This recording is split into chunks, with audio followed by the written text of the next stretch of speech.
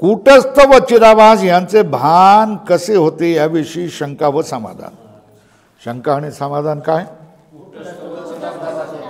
भान कसे होते, कूटस्थ आणि चिदाभास यांचे भान कसे होते याविषयी शंका आणि काय समाधान. महाराज, मुख्य व बात समानाधिकरणे अहम म्हणजे मी या शब्दाने प्रतीत होणारे कूटस्थ व आभास हे दोघेही ब्रह्मरूप आहेत. हे चांगले लक्षात आले है ना. कूटस्थ मुख्य रूपाने ब्रह्मरूप आहे आणि आभास स्वतःला बाद करून ब्रह्मरूप आहे. तर कूटस्थ आणि आभास हे दोघेही ब्रह्मरूप आहेत हे चांगले लक्षात आले. आता थोडे विचारावेसे वाटते ते असे. अहम या अंतःकरण वृत्तीमध्ये है ना. अंतःकरण वृत्ती म्हटलं, अंतःकरण मारुतीच्या शेपटाप्रमाणे असतं.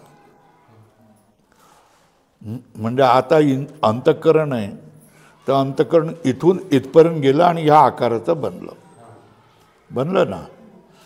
पण त्याच्याकडे पाहिल्यानंतर तिथे गेलं, तिथपर्यंत गेलं आणि त्या आकाराचं बनलं.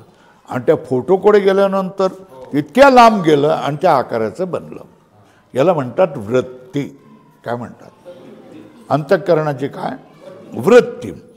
ही अंतःकरणाची वृत्ती बाहेरच्या बाजूची पण होते आणि आतल्या बाजूची पण होते. नाही ना. डोळे मिटून गेले, सगळं कान आणि आवाज बंद केलं की आतल्यामध्ये मी आहे, मी आहे, मी आहे, मी आहे, मी आहे असं जेव्हा सतत तुम्हाला घोष होऊन जातो त्याला काय म्हणायचं? अहमवृत्ती म्हणायचं. काय? अहंकारावृत्ती. अहंकारावृत्ती म्हणजे मी आहे, मी आहे, मी आहे, मी आहे.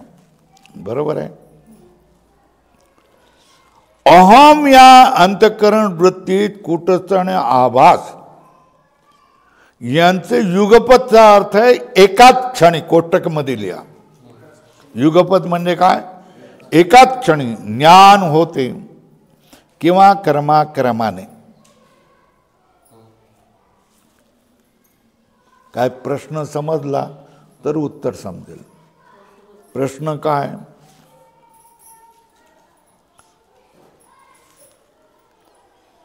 तुम्ही आम्हाला सांगितलंय की कूटस्थही ब्रह्म आहे, आभासही ब्रह्म आहे. बरोबर आहे.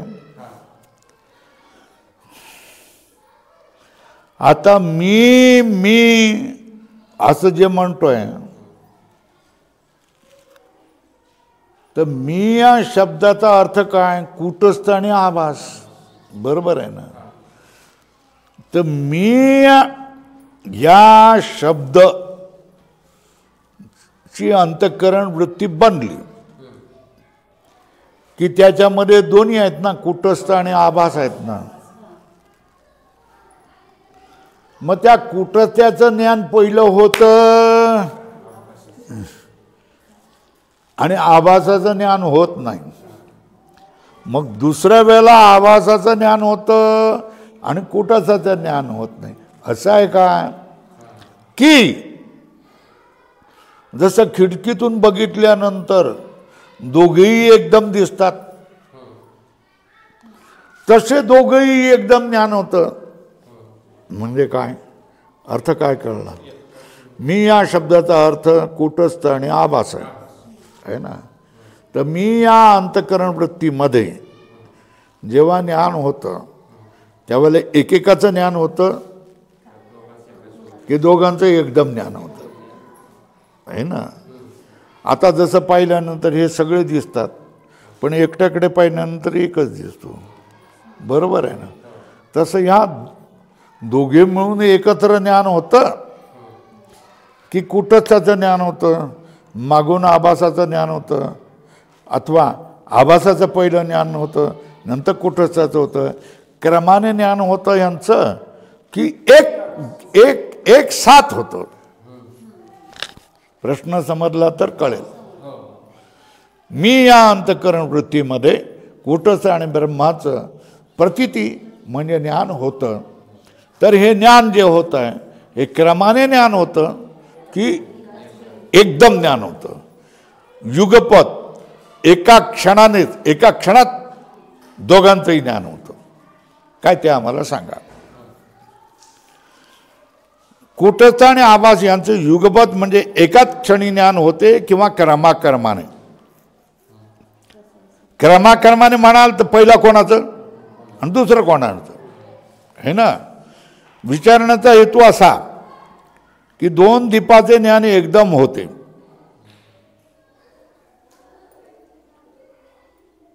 है ना. दोन पणत्या लावल्यात ना दिवाळीच्या वेळेला, दोन पणत्या लावल्यात जवळजवळ आहेत, तर एकदम दोन्ही पणत्या तुम्हाला दिसतात की नाही? दिसतात ना.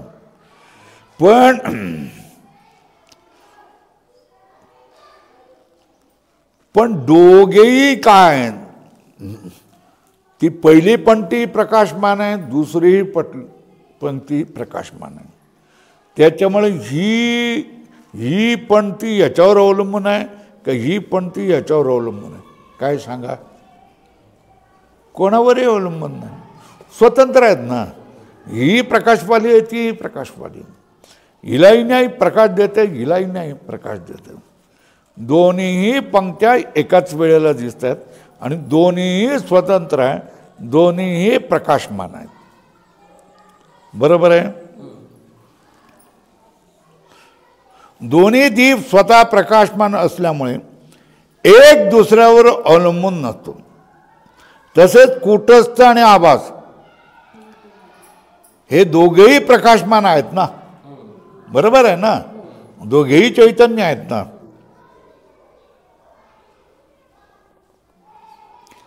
मग ते स्वतंत्र आहेत का प्रकाश दोन दीपासारखे, की एकाचा प्रकाश दुसऱ्यावर अवलंबून आहे? हे समजावून सांगा. जसा दोन दीप ठेवले, दोन दिवे ठेवले की दोन्ही स्वतंत्रपणे प्रकाशत असतात जगाला सगळ्या तऱ्हेने. हा दिवा याच्यावर अवलंबून आहे आणि हा दिवा याच्यावर अवलंबून आहे असं काय आपण म्हणत नाही. दोन्ही भाऊ प्रकाशतात असंच म्हणतो की नाही. तशाच तऱ्हेने कूटस्थ आणि आभास हे दोन्ही स्वतंत्र प्रकाश आहेत का?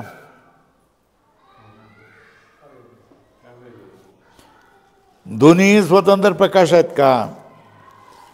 की आभासाचा प्रकाश कूटस्थावर अवलंबून आहे की कूटस्थाचा प्रकाश आभासावर अवलंबून आहे? काय ते सांगा. प्रश्न समजला ना. काय मी या अंतःकरण वृत्तीमध्ये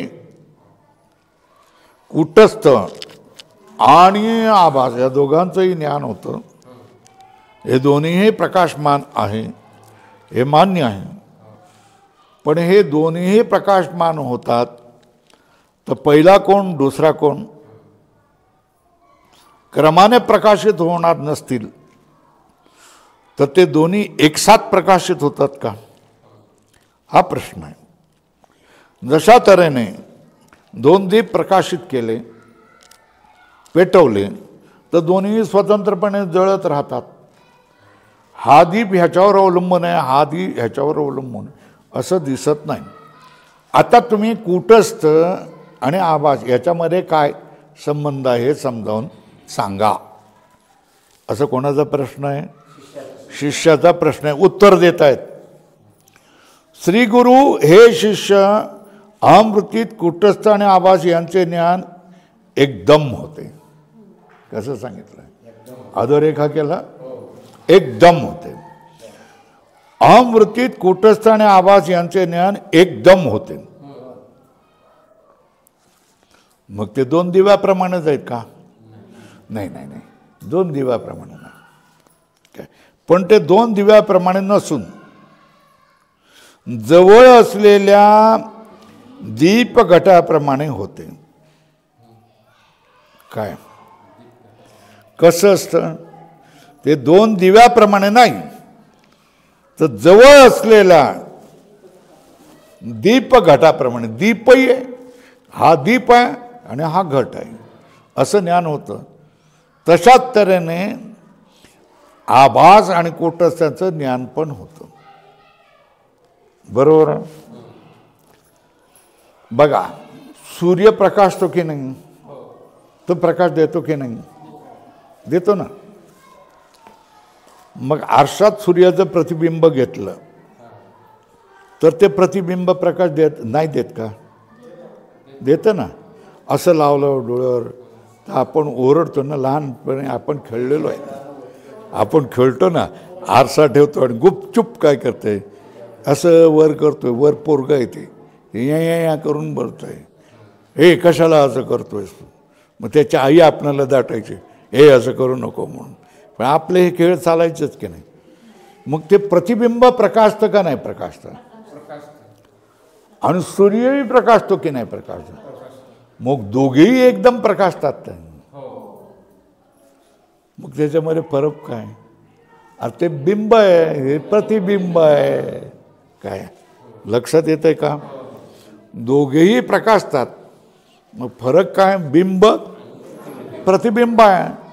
आरसा फेकून दिला की प्रतिबिंब संपलं, बिंबात गेलं. बरोबर आहे ना? पण एक दीप फेकून गेला तर तो दुसऱ्या दिव्यात जाता, असं थोडं होतं का? नाही होत. बरोबर आहे ना? चला,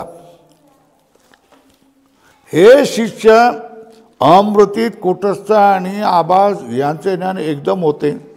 पण ते दोन दिव्याप्रमाणे नसून जवळ जवळ असलेल्या दीप आणि घटाप्रमाणे, एका जवळ दीप ठेवला आणि दुसऱ्या जवळ घटाप्रमाणे होते. परंतु त्या ज्ञानात दीपाचे स्वप्रकाशाने आणि घटाचे दीपाचा विषय होऊन ज्ञान होते. हे ना, दीप आणि घट होत असे असं तर आपणाला सरळ दिसतंय ना. काय दिसतंय? की दीप स्वतः प्रकाशतोय आणि घट स्वतः प्रकाशत नाही. पण दीपाचा प्रकाश आहे म्हणून घट दिसतोय. घट प्रकाशित होतोय कोणी? दीपाने. आणि दीप काय? स्वतः प्रकाश आहेत, हे आपल्याला समजतं.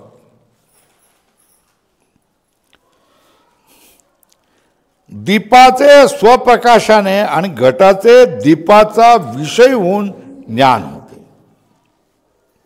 घटाचे स्वप्रकाश रूप आहे असं ज्ञान होतं. दीपाचा तो स्वप्रकाश आहे असं ज्ञान होतं. आणि घट हा काय होतोय? दीपाचा विषय आहे असं ज्ञान होतं. किंवा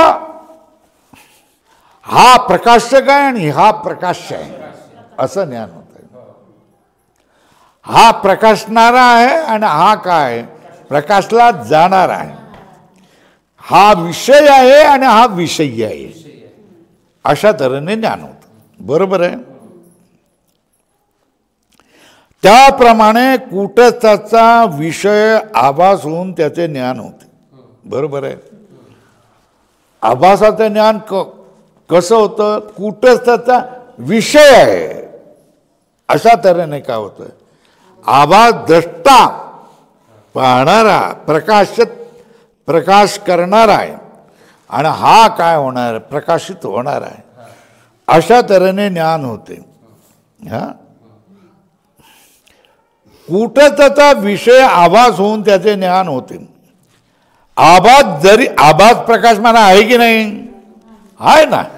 आभास प्रकाशमान असला तरी तो काय? कूटस्थाचे प्रतिबिंब आहे. अधोरेखा करा. काय हे समजतं का नाही? सुरुवातीला जड वाटलं तरी सतत सांगता नाही. गोड वाटे परी सांगता नाही. सांगता नाही आलं. सांगता येण्यासाठी काय करावं लागतं? वेळ लागतो खूप. बुद्धिमत्ताही तेवढी असावी लागते. सगळ्यांना सांगता येईलच असं नाही नसतं, हे ना. देवाची प्रतिभा सुद्धा असते. आबा मृदुंगाचे बोल घेतलेस का? हो घेतले. किती बोल घेतलेस? 300 बोल घेतलेस. शिकवता येतं का? हो शिकवता येतं. मी बोल सगळे शिकवू शकेन. तो बोल शिकवतो की नाही? पण त्याला सांगितलं कीर्तन वाजव म्हणून, त्याला वाजवता येईल का? वाजवता येईलच असं नाही, बरोबर आहे. देवाने जर प्रतिभा दिलेली असेल तर त्याला वाजवता येईल. तर जे कीर्तन वाजवणारे मृदंग वादक असतात ते देवाची प्रतिभा मिळालेले असतात, प्रतिभावंत असतात. ते बाकीचे लोकांनी बोल घेतलेले असतात, शिकलेले असतात, पण त्यांना कीर्तन वाजवता येत नाही, बरोबर आहे. हे जसं असतं तसंच असतं. गायनाचं शास्त्र तुम्ही शिकलेले असलात है ना, तरी पण तुम्ही गाणं ही गोष्ट प्रतिभेची आहे. देवाने प्रतिभा दिली तरच तुम्ही काय गाऊ शकता. तुम्ही शिकलेले असतात, संगीत विशारद झालेले असले तरी पण तुम्ही गाऊ शकालच असं काही सांगता येत नाही, बरोबर आहे. पुढे चला. आवाज जरी प्रकाशमान असला तर तो कुटस्थाचे प्रतिबिंब आहे. अधोरेखा केलं का? कुटस्थाचे प्रकाशावर त्याचा प्रकाश अवलंबून आहे, बरोबर आहे. म्हणून तो कुटस्थाचा विषय अधोरेखा करा.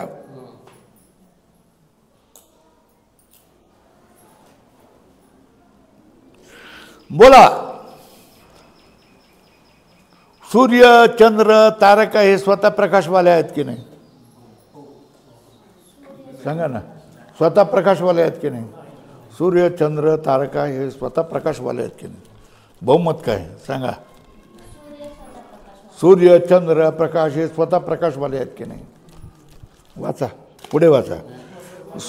जगात सूर्य चंद्रादिकांना स्वतः प्रकाशमान असे समजतात. समजतात शब्द का करतात की पुढे काहीतरी सांगायचं असतं.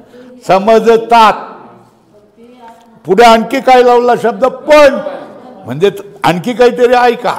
आपल्या इकडे बोलतात ना मराठवाड्यात, ऐका ना, ऐका ना करतात ना, तसं ऐका.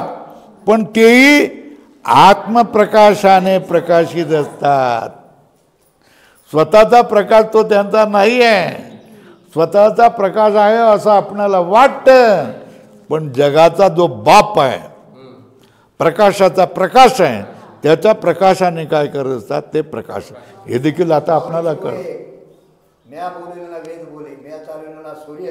हो, सूर्यप्रकाश, सूर्याचा जो प्रकाश आहे, तारकाचा जो प्रकाश आहे, चंद्राचा जो प्रकाश आहे, अग्नीचा जो प्रकाश आहे, हा त्यांचा नाही आहे, उदार आहे.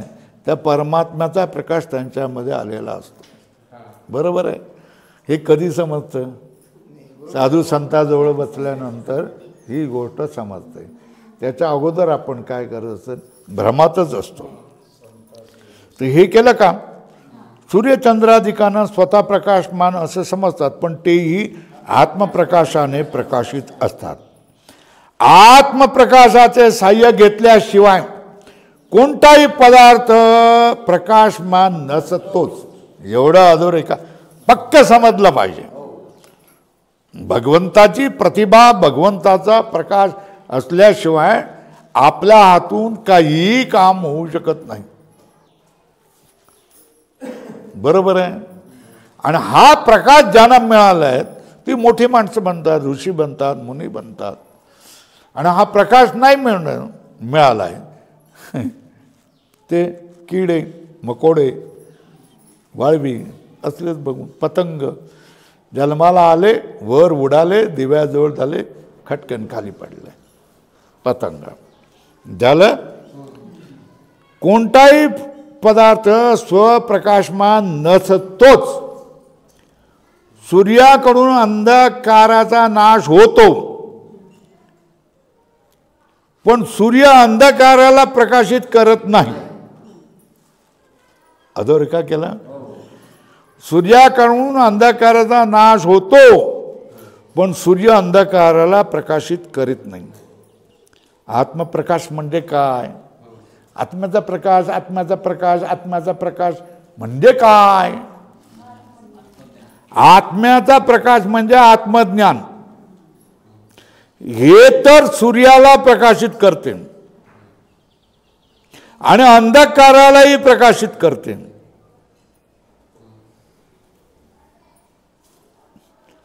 काय कमाल आहे. सूर्याला प्रकाशित करते हे समजलं आम्हाला, अंधकाराला प्रकाशित करतं हे कसं काय. हा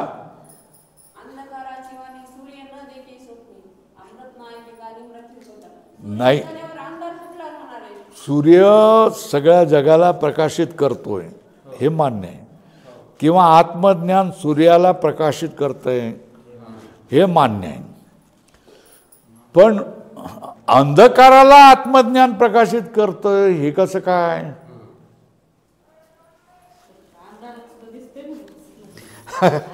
बरोबर सांगते. अंधाराचं ज्ञान होतं की नाही आणि प्रकाशाचं ज्ञान होतं की नाही. हा प्रकाश आहे, आता प्रकाश झाला.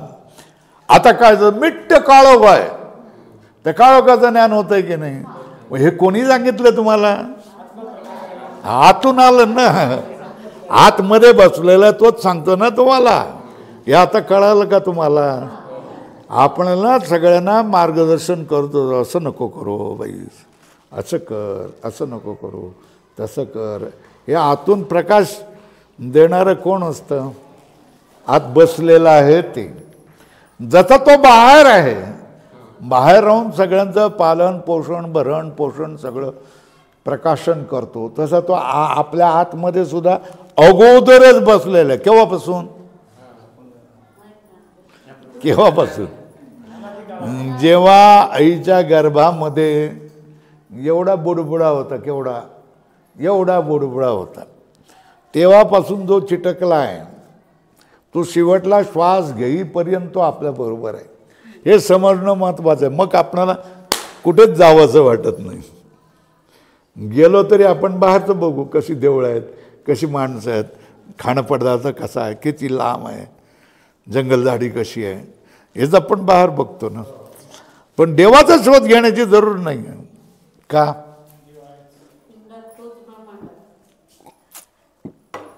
बैसता संताचे संगती कळो आले कमळापती.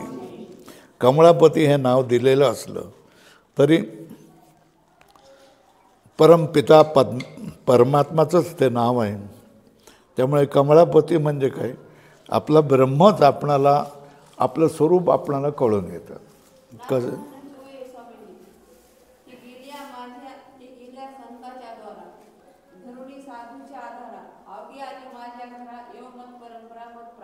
अर्थ सांगा, मोठ्याने अर्थ सांगा.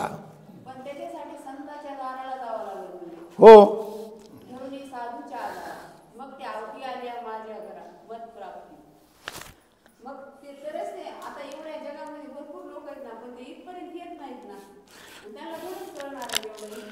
त्यांना गरज नाही आहे.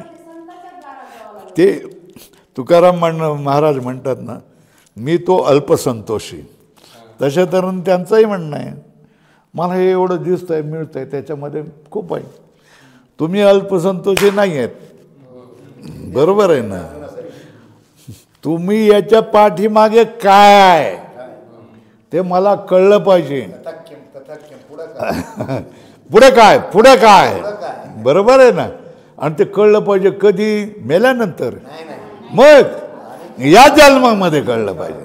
हे तुमचा आग्रह आहे.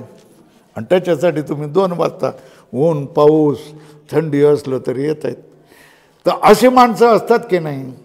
काय या जगाचं रहस्य काय, ह्या जगाच्या बुडात मुळात काय, हे सगळं गूढ मला कळलं पाहिजे. आणि हे कोणीतरी मला सांगून द्यावे आहे ना. मी त्याच्यासाठी वाटेल ते करायला तयार आहे अशी माणसं. आणि हे कळलं पाहिजे, हे मला तुम्ही आश्वासन मेल्यानंतर तुला आपोआप कळेल रे असं नका सांगू. याच जन्मामध्ये मला कळलं पाहिजे. आणि ते कळलं तरी कसं पाहिजे, हातावर ठेवलेल्या आवळ्याप्रमाणे कळलं पाहिजे. हे समजलं का. हे महत्त्वाचं आहे. ह्या सगळ्या गोष्टी जे बोलल्या जातात ते समजणं महत्त्वाचं आहे. हे समजलं उतरलं का जगाचं काहीही वाटेन असं होतं. तुच्छ वाटतं अगदी. चला पुढे चला. तरी हे लक्षात आलं का? आत्मज्ञान सूर्याला प्रकाशित करते आणि अंधकारालाही प्रकाशित करते. आता तुम्हाला दिसतंय ना, सगळं प्रकाशमान दिसतंय की नाही? डोळे मिटून बघा. आता तुम्हाला काय दिसतंय? काही दिसत नाही म्हणजे अज्ञान. काही दिसत नाही म्हणजे काय रे? काहीतरी असेल ना. अंधकार, पूर्ण अंधकार आहे. मग अंधकार तुम्हाला दिसला की नाही? दिसला तर कोणी दाखवला? या आत्मज्ञानाने. कोणी दाखवला?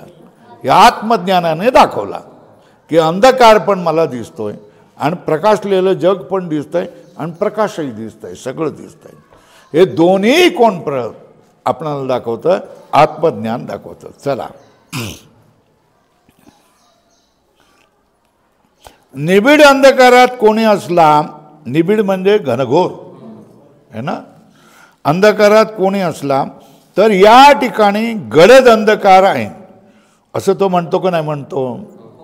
घोर अंधकार म्हणतोय, निबिड अंधकार म्हणतोय, अगदी काळाकुट्ट अशा शब्द वापरतो की नाही तो? अंधकार आहे असं तो म्हणतो. याचेच नाव अंधकाराचे प्रकाशन. अधोरेखा करा. याचंच नाव काय? अंधकाराचे प्रकाशन.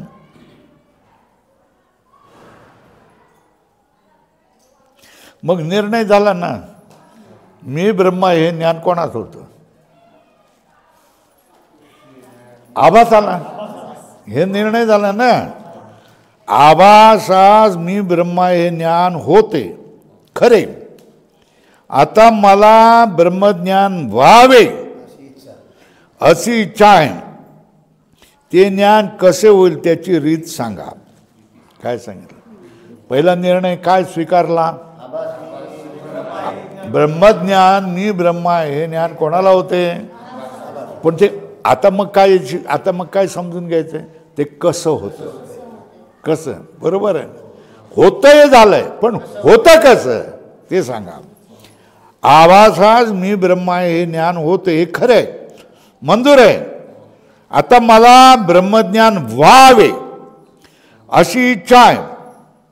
तर ते ज्ञान कसे होईल त्याची रीत सांगा. प्रश्न समजला ना? आभासाला ब्रह्मज्ञान होतं, मला कळलं, समजलं, मी स्वीकारलं. पण ते ब्रह्मज्ञान, मला ब्रह्मज्ञानाची इच्छा आहे. तेव्हा मला ब्रह्मज्ञान कसं होईल ते समजावून सांगा. झालं? श्री गुरु, तुला ब्रह्मज्ञान होण्याची रीती सांगण्यापूर्वी बाह्य घटाधिकाचे ज्ञान कसे होते याची रीती सांगतो. बरोबर आहे? काय सांगितलं? तुला ब्रह्मज्ञान होण्याची रीती सांगतो मी, पण आधी ज्ञान कसं होतं हे तर समजलं पाहिजे की नाही? हे ना, मग ब्रह्मज्ञानाची गोष्ट आहे ना. अंतर्मुख झालं तर ब्रह्मज्ञान होईल. आपण बहिर्मुखच होतो ना. बहिर्मुख होतो म्हणजे बाह्य पदार्थांचं ज्ञान आपणाला होतं. बरोबर आहे ना? मग ते बाह्य पदार्थाचं ज्ञान कसं होतं हे पहिलं समजून घेतलं पाहिजे. काय बाह्य पदार्थाचं ज्ञान कसं होतं सांगितलेलं आहे. ट्रॅक्टरचा दृष्टांत देऊन सांगितलेलं आहे. हां, कुठल्याही या विषयाला अंतःकरण जातं, ह्याच्यावर आकाराचं बनतं. त्या अंतःकरणाबरोबर ट्रॅक्टरच्या हेडलाईटप्रमाणे काय होऊन जातं? आभास पण जातो, वृत्ती अवच्छिन्न चैतन्य जातं आणि तेही त्याच आकाराचं होतं. तेही त्याच आकाराचं झाल्यानंतर आपल्याला एकदम उर्मी होते. ग्लास हे ना, पुस्तक, मोबाईल स्टँड, पंखा हे ज्ञान होतं. तर आता ती रीत समजावून सांगतात. बरोबर काय? चला, ब्रह्मज्ञान होण्याची रीती सांगण्यापूर्वी बाह्य घटाधिकाचे ज्ञान कसे होते याची रीती सांगतो. नकाशा नंबर 7 पहा तुम्ही तो नंतर, काही हरकत नाही. वेळ आहे ना अजून? बऱ्यापैकी आहे ना? हां, मग हरकत नाही. बाह्य पदार्थ ज्ञानाची रीती.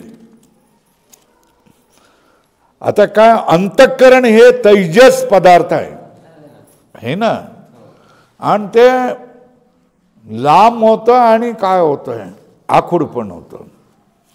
अंतःकरण वृत्ती नेत्रादी इंद्रियाद्वारा बाहेर निघून जाते, घटापर्यंत जाते. मुशीमध्ये ओतलेल्या सोन्याचा रस जसा मुशीच्या आकाराप्रमाणे होतो त्याप्रमाणे वृत्ती घटाकारा होते, है ना. मूस म्हणजे समजला साचा, त्या साच्यामध्ये जर लोखंडाचा रस ओतला आणि तो साचा फोडून टाकला तर त्या साचा जसा आकार असेल त्याप्रमाणे ती वस्तू बनून जाते, है ना. इथे मूस ओतनिया मेण सांडियले अशा तऱ्हेने नामदेव ज्ञानेश्वर महाराज म्हणतात. मूस ओतनिया मेण सांडियले. तर या ठिकाणी बघा, मुशीच्या आकाराप्रमाणे होतो त्याप्रमाणे वृत्ती देखील का त्या घटाकाराची होऊन जाते. अंतःकरणाची कोणतीही वृत्ती आभाससहित असते. काय अंतःकरणाची कोणतीही वृत्ती कशी असते? आभाससहित असते. कारण अंतःकरण स्वच्छ आहे. अंतःकरण कसं आहे?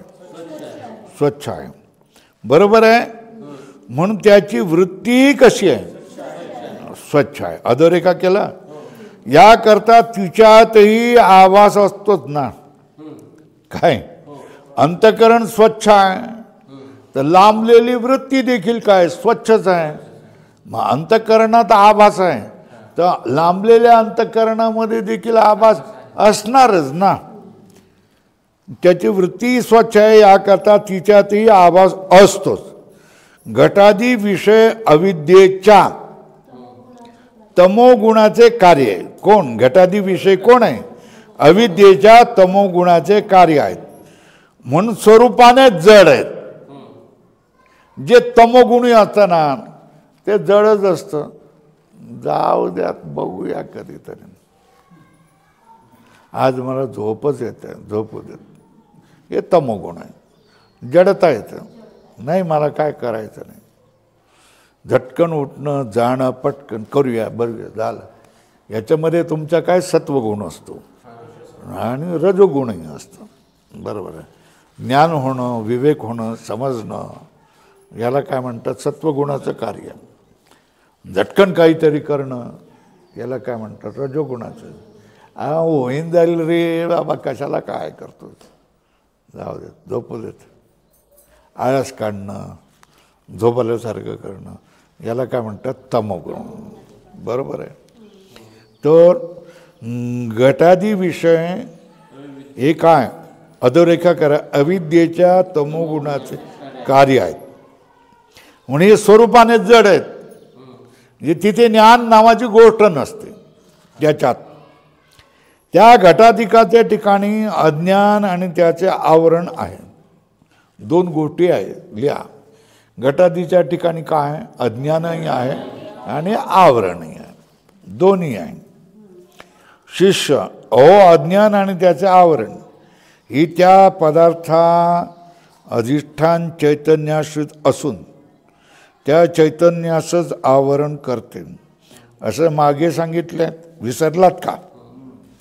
काय शिष्य काय सांगतोय? मागे सांगितलंय, विसरलात का असं म्हणतोय. अज्ञान आणि त्याचे आवरण ही कुठे असतात? त्या पदार्थ अधिष्ठान चैतन्य, त्या पदार्थाचं अधिष्ठान चैतन्य आहे. त्या चैतन्यालाच आवरण करते असं मागे सांगितलंय ना. आणि आता घटादी जड पदार्थाचे ठिकाणीचं अज्ञान आणि आवरण आहे असे सांगतात. हे कसं काय? काही कळत नाही. डुप्लिकेट आहेत तुम्ही, पलटी मारतात ताबडतोब. पहिल्यांदा काय सांगितलं? अज्ञान आणि आवरण कोणावर असतं? वस्तूच्या चैतन्य अधिष्ठानावर असतं असं सांगितलं. आणि आता सरळ सरळ बोलतात काय? अज्ञान आणि आवरण कोण? घटादी विषयावर असतं असं सांगतात. तर ही पलटी मारत नाहीत का तुम्ही? असं कसं सांगतात? असं एकदा आम्हाला निश्चित आहे, पहिलं सांगितलं तर मी उच्च अधिकारी आहे, माझ्या लक्षात आहेत पूर्णपणे. मी दुसऱ्यांसारखा विसरणारा माणूस नाही आहे. काय अज्ञान आणि आवरण हे कोणावर असतं? वस्तूच्या अधिष्ठान चैतन्यावर असतं. हे तुम्ही सांगितलेलं आहे, आम्ही धरून ठेवलेलं आहे, विसरलेलं नाही. आता तुम्ही काय सांगताय? अज्ञान आणि आवरण हे कोणावर असतं? घटरूप विषयावर असतं असं सांगतात. हे चुकीचं नाही.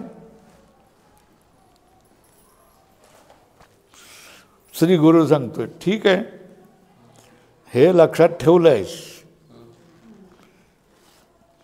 याचे उत्तर सांगतो मी तुला, काय चिंता नाही आहे, मी सांगू शकतो.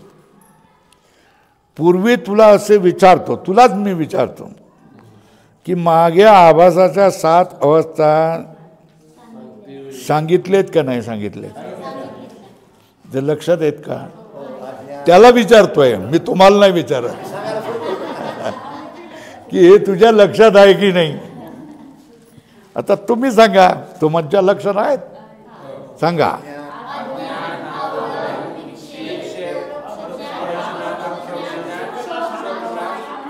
या 7 अवस्था बरोबर आहे ना? कोणाच्या? या जीवाच्या 7 अवस्था.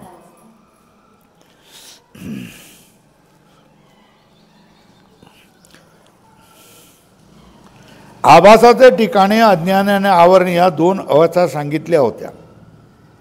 त्यावेळेला तू ही शंका का केली नाहीस? त्यालाच उलटा प्रश्न विचारला. काय सांगितलंय?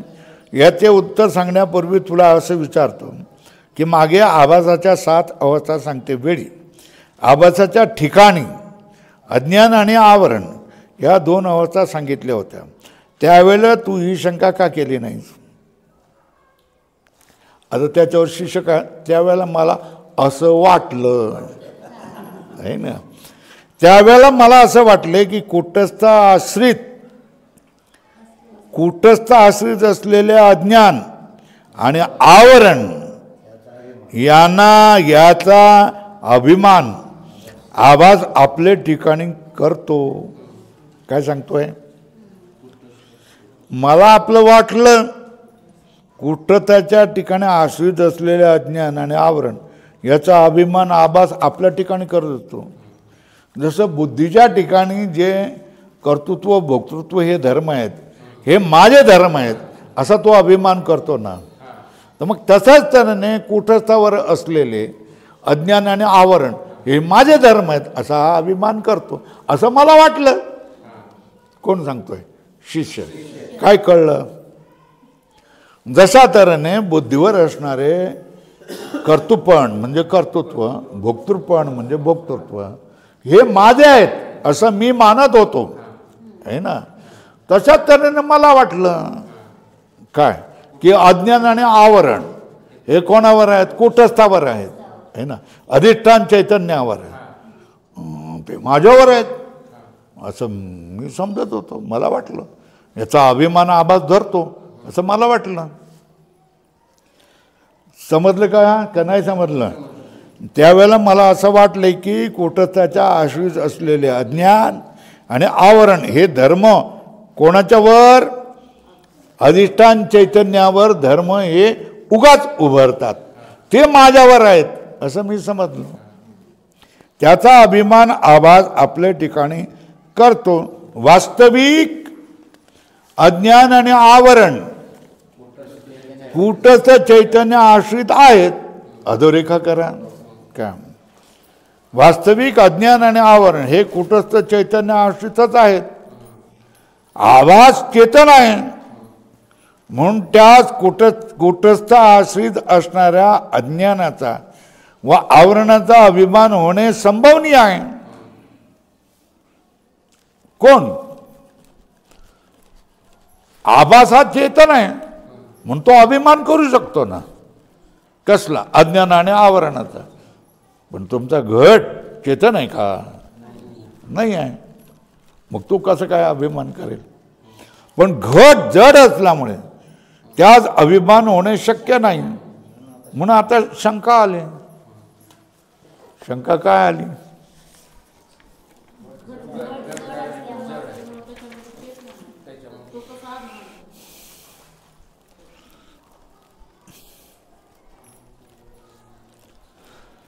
अज्ञान आवरण हे अधिष्ठान चैतन्यावरच असतात, हे तुम्ही पहिल्यांदा सांगितलेलं आहे, बरोबर आहे. पण आता काय सांगतात? अज्ञान आणि आवरण हे घटावर आहे असं तुम्ही सांगतात. हे कसं काय? घट तर तो अभिमान करू शकत नाही आहे ना.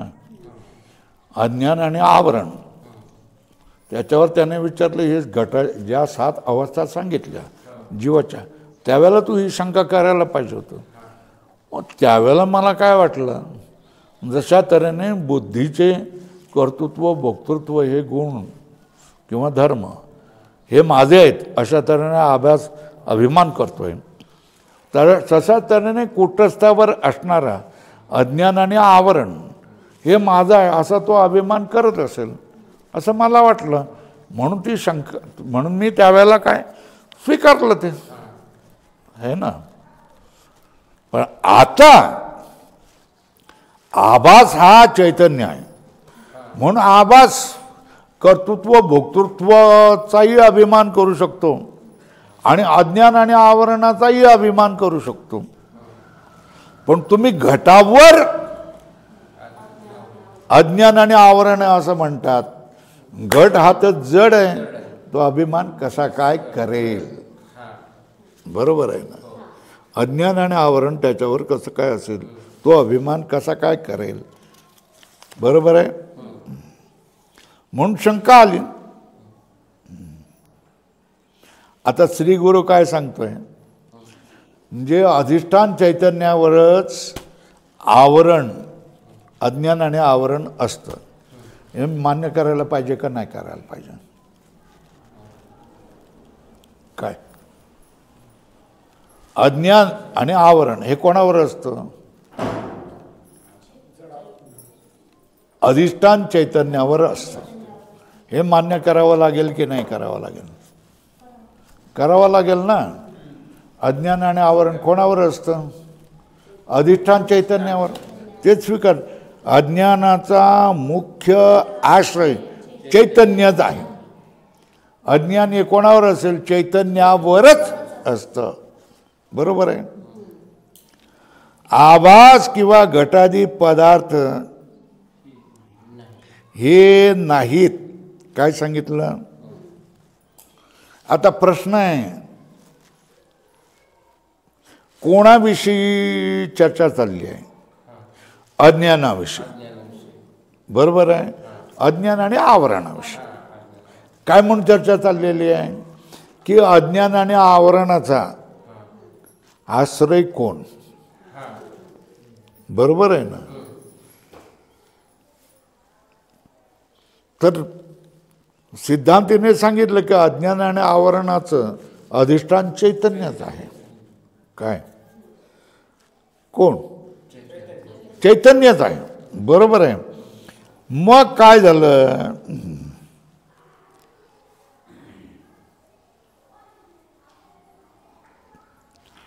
आभास किंवा घटादी पदार्थ हे नाहीत.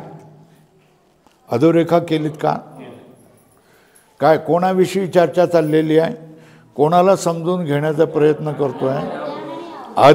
अज्ञान आणि आवरणाचा आश्रय कोण हे आपण समजून घेण्याचा प्रयत्न करतो. तर आश्रय कोण होऊ शकतात? कूटस्थ चैतन्य, अधिष्ठान चैतन्य होऊ शकतात, किंवा आभास चैतन्य होऊ शकतात, किंवा घटादी पदार्थही होऊ शकतात. ते ह्याच्याविषयी निर्णय सिद्धांती काय देतोय? अज्ञान आणि आवरण याचा आश्रय काय? अधिष्ठान चैतन्यच असतं. झालं. असतं असं सांगितल्यानंतर मग कोण नसतं ते पण सांगितलंय. कोण नसतं? आभास आणि घट, घटादी विषय नसतात. काही निर्णय झाला, अधोरेखा केलीत की नाही केलीत? लक्षात काय ठेवायचं? लक्षात काय ठेवायचं? अज्ञान आणि आवरणाचा आश्रय आहे ना, अधिष्ठान चैतन्यच आहे. त्याच वेळेला सांगितलं कोण नाही, आभास आणि घटादी विषय नाही. ले पक्का लक्षात ठेवायचं. झालं.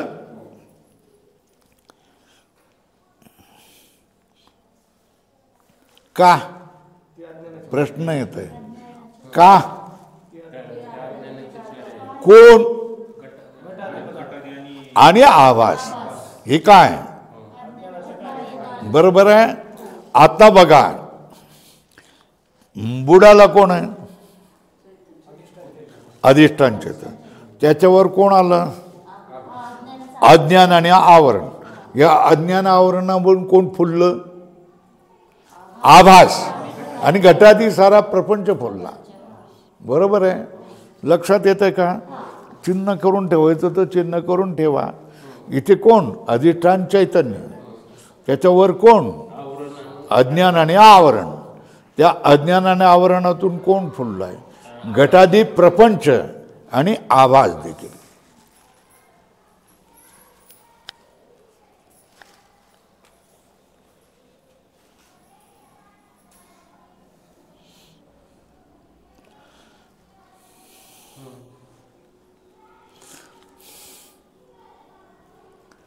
आता मला सांगा, आभास आणि घटादी सगळा प्रपंच घ्यायला काय आपण नाव दिलेलं आहे? कार्य. बरोबर आहे. मग त्याचं कारण कोण? अज्ञान आणि आवरण. अज्ञान आणि आवरणामधूनच हे फुलून उठतं. बोला, हे कोण आहे? कार्य. आभास आणि घटादी सारा प्रपंच हे काय? कार्य. त्याचं कारण कोण? अज्ञान आणि आवरण. आणि या अज्ञान आणि आवरणाचा आश्रय कोण? बरोबर आहे. मग आता तुम्हीच सांगा ना, कुठल्याही पदार्थाचं कार्य हे आश्रय बनू शकतं का कारण हे आश्रय बनू शकतो?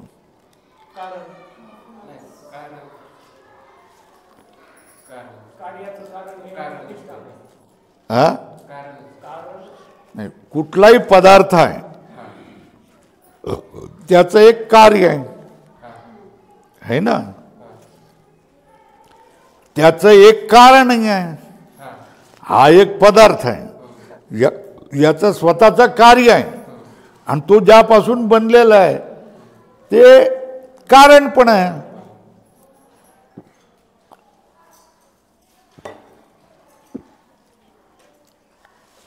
मग कुठल्याही पदार्थाचा आश्रय कोण बनतं? आता आजच्या परीक्षा होतात ना, तसं मी तुम्हाला सांगून टाकतो. एका ह्याच्यामध्ये लिहिलं आहे कार्य आणि एका ह्याच्यावर लिहिलं आहे कारण. आता तुम्ही टिक करायची कोणावर ते. कुठल्याही पदार्थाचा आश्रय कोण होतो? कार्य की कारण? टिक करा. कारण. निर्णय झाला का? काय? कुठल्याही पदार्थाचा काय होतोय? आश्रय कोण असतो? कारण. कारणापासून ते उत्पन्न होतं म्हणून ते कार्य असतं आणि हे काय असतं? कारण असतं. बरोबर आहे ना. कारण हे काय बनतं? आश्रय बनतं. बरोबर आहे. कार्य ही आश्रय बनत नाही. आता तीन गोष्टी लक्षात आल्या का? अधिष्ठान चैतन्य. बरोबर आहे. त्याच्यावर उभारलं कोण? आवरण. त्याच्यावर कोण उभारलं? बरोबर आहे. आभास आणि संबंध जगत प्रपंच हे अज्ञान आणि आवरणाचा आश्रय बनेल का? नाही.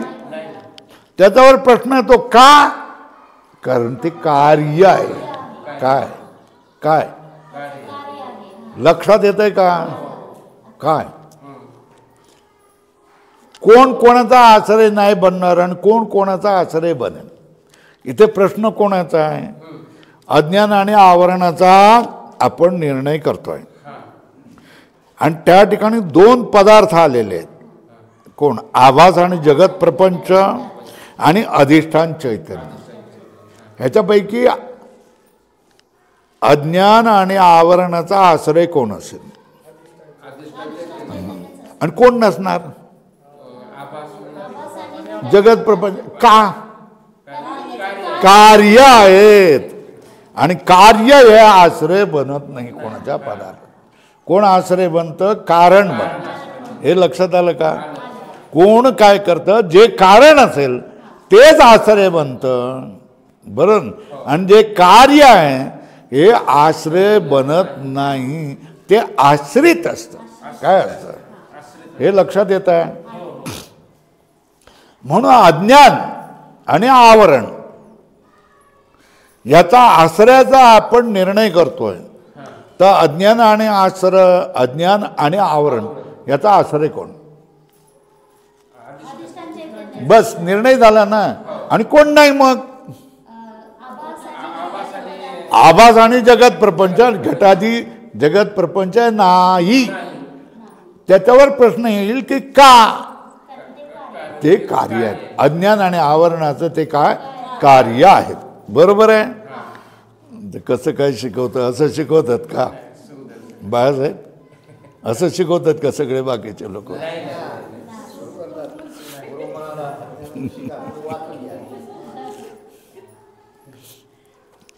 तर बघ, अज्ञानाचे मुख्य आश्रय चैतन्यच आहे. बरोबर आहे. आभास किंवा घटादी पदार्थ हे नाही. बरोबर आहे. निर्णय केला, अधोरेखा केला. कारण ते अज्ञानाचे कार्य आहे. बरोबर आहे. आता पुढे जे ज्याचे कार्य असते ते त्याचा आश्रय होत नाही. बरोबर आहे ना. मातीचा घट कार्य आहे. तर त्या मातीत तो घट आश्रय बनेल का? का नाही बनणार? अरे कारण ते मातीचं कार्य आहे. बरोबर आहे. आणि कार्य आश्रय नसतं. कोण आश्रय असतं? कारण आश्रय असतं. बरोबर आहे. त्या मातीचा घट,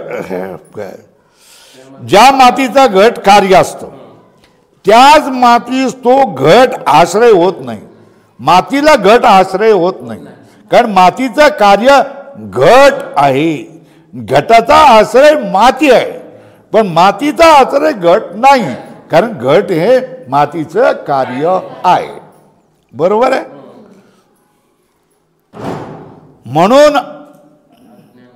म्हणून अज्ञानाचा आश्रय आणि विषय हे दोन्हीही चैतन्यच आहे. अधोरेखा करा. अज्ञानाचा आश्रय आणि विषय हे दोन्ही चैतन्यच आहे.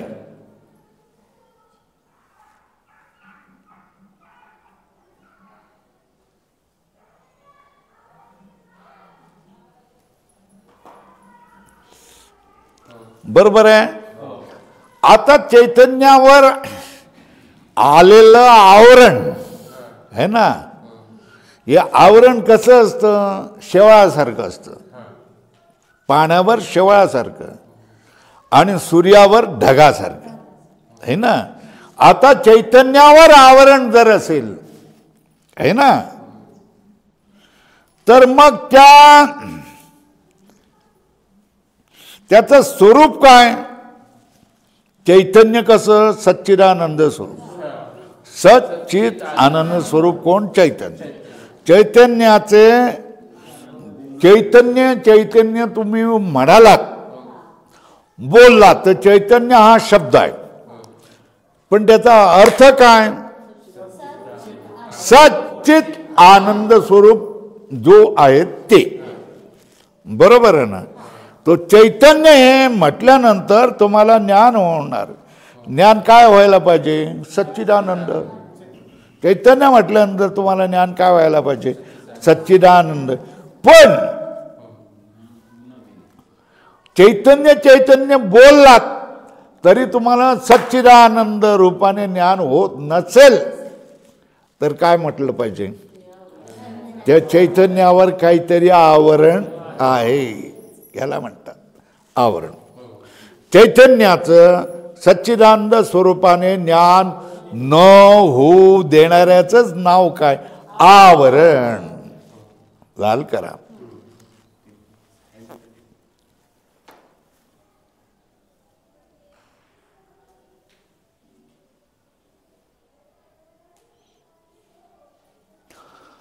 बरोबर आहे. चैतन्य अधोरेखा करताय. चैतन्याचे सच्चिदानंद रूपाने ज्ञान होऊन देणे हेच अज्ञानाचे चैतन्याच्या ठिकाणचे आवरण आहे. हे अज्ञानाचं चैतन्याच्या ठिकाणी असलेलं आवरण आहे. झालं ना? ते आवरण घटादी जड वस्तूचे ठिकाणी असण्याची जरुरी नाही. काय सांगतात? हे आवरण कोणाच्या ठिकाणी? जड वस्तूच्या ठिकाणी असण्याची जरुरी नाही. अधोरेखा करा. कारण अरे जड वस्तू स्वतःच आवृत्त म्हणजे ज्ञान शून्य आहेत. जड वस्तू आवृत्त आहेत.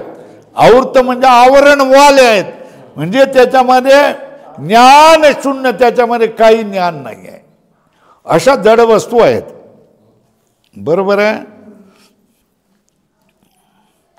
कारण जड वस्तू स्वभावतःच आवृत्त म्हणजे ज्ञान शून्य आहेत. ज्याप्रमाणे एखादी गुप्त गोष्ट कोणी बोलेल म्हणून त्याचे तोंड बांधणे योग्य आहे. बरोबर आहे. कोणी बोलेल म्हणून त्याच्या तोंडात बोळा कोंबून टाकला जातो किंवा पट्टी बांधून टाकली. पण मुख्याने बोलू नये म्हणून तुम्ही काय कराल? बरोबर आहे ना? मुख्याने बोलू नये म्हणून काही करण्याची जरूर नसते. फक्त का करतो? बोलणारा असतो तो बोलू नये म्हणून त्याच्या तोंडात बोळा कोंबण्याची जरुरी असते.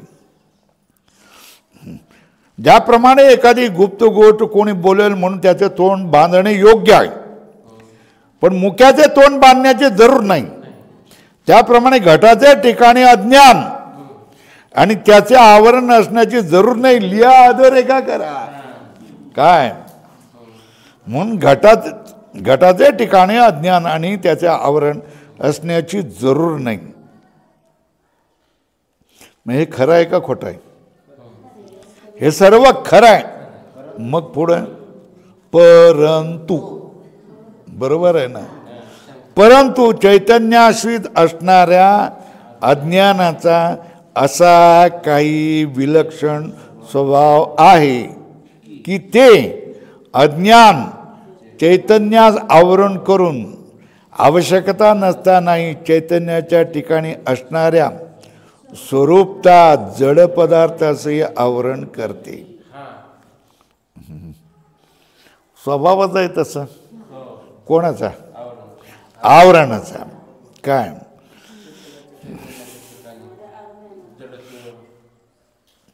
काय आता? परंतु अधोरेखा करा. चैतन्याश्रित असणाऱ्या अज्ञानाचा कोणाचा स्वभाव? विलक्षण स्वभाव, विचित्र स्वभाव कोणाचा आहे? अज्ञानाचा. अज्ञान कोणावर? चैतन्यावर. चैतन्याश्रित असणाऱ्या अज्ञानाचा असा काही विलक्षण स्वभाव आहे की ते काय करतं? ते अज्ञान चैतन्याचं आवरण करतच करते. पण जरूर नसताना देखील चैतन्याच्या ठिकाणी असणाऱ्या स्वरूपता जड पदार्थाचंही आवरण करते. काय? अज्ञानाचा विलक्षण स्वरूप काय? काय स्वभाव अज्ञानाचा?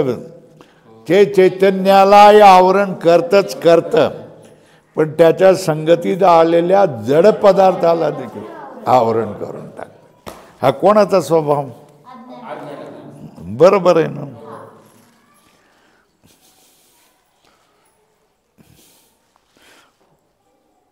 अग्नीचा स्वभाव काय?